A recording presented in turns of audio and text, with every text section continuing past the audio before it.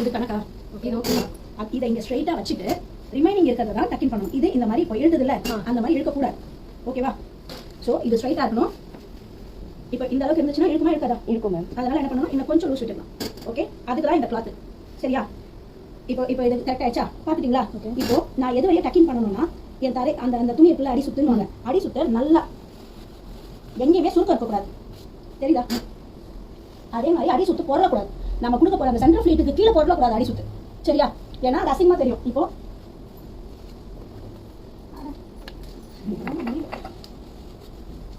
சரியா? இப்போ இது பண்றப்ப தெரியுதா உங்களுக்கு? ஓகே, இவ்வளவுதான். கீழே நம்ம பின் போடல, பட் பின் போட்டிருந்தோம் அப்படின்னா இந்த பின்னையும் ரிமூவ் பண்ணிடணும், கீழே இருக்க பின்னையும் நம்ம ரிமூவ் பண்ணிடணும். இந்த ஒரு பின்னை மட்டும் தான் வச்சுக்கணும். வச்சுக்கிட்டு இதை இழுத்து எங்கடா வேற ஒரு பின் போடு. இங்க பின் இருக்கா, இதை எடுத்து சும்மா மேலே போடு. ரொம்ப கையை வச்சு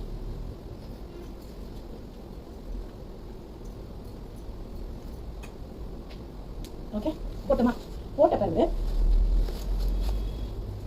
இதை இந்த மாதிரி வச்சு ஓகேவா, எடுத்து வந்து இங்க பின் பண்ணக்கூடாது. பெல்லி பட்டனுக்கு நேரம் பின் பண்ணக்கூடாது. இந்த பார்டர் இருக்குல்ல, ஜரி பார்டர், இந்த ஜரி பார்டர்ல குத்துனீங்கன்னா அந்த அளவுக்கு டேமேஜ் ஆகாது. போல இப்படி பண்ணணும். நமக்கு பின் பண்ண இடத்துல இருந்து இழுத்தா தான் அந்த இதுவே வரும். இப்படி பண்ணணும். சரியா? அப்போ நம்ம இப்படி பண்றப்ப நமக்கு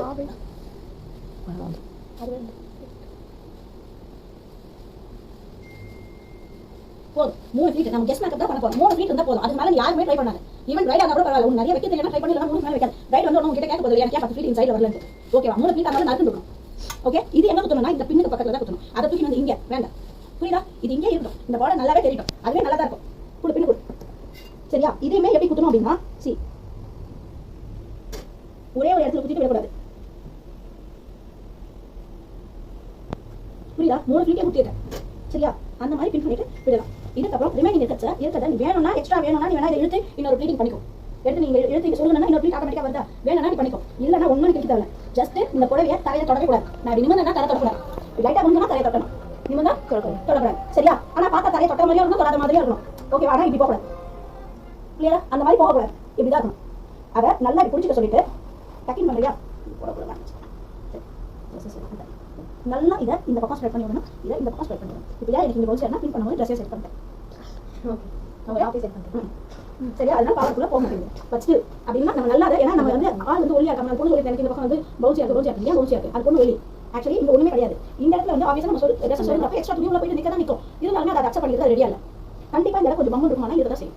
இப்போ இங்க தெரியுதா ஒரு கேப், ஒரு லூஸ் தெரியுதா? அதே மாதிரி இங்க ஒரு லூஸ் தெரியுதா? அதுக்காக தான் என்ன பண்ணணும், இங்க நம்ம என்ன டம்மி பின் தான் பண்ணி வச்சிருக்கோம். கிளியரா? அந்த டம்மி பின்ன ரிமூவ் பண்ணிட்டு நல்லா எவ்வளவு உன்னால இழுக்க முடியுமோ சரி இழுத்து ரொம்ப இப்போ இது வச்சா எனக்கு சைடு தெரியாம இருக்கா? ஓகே, சைடு தெரியற மாதிரி இருக்குன்னா நான் என்ன சொல்லிட்டேன், பின் பண்ணும்போது 1 இன்ச் இறக்கி பண்ணுங்க. இது வந்து சுடிதார் ரொம்ப க்ளோஸா தான் இருக்கு. பட் நான் சாரியா பிளவுஸ்னா இங்க தான் வரும்.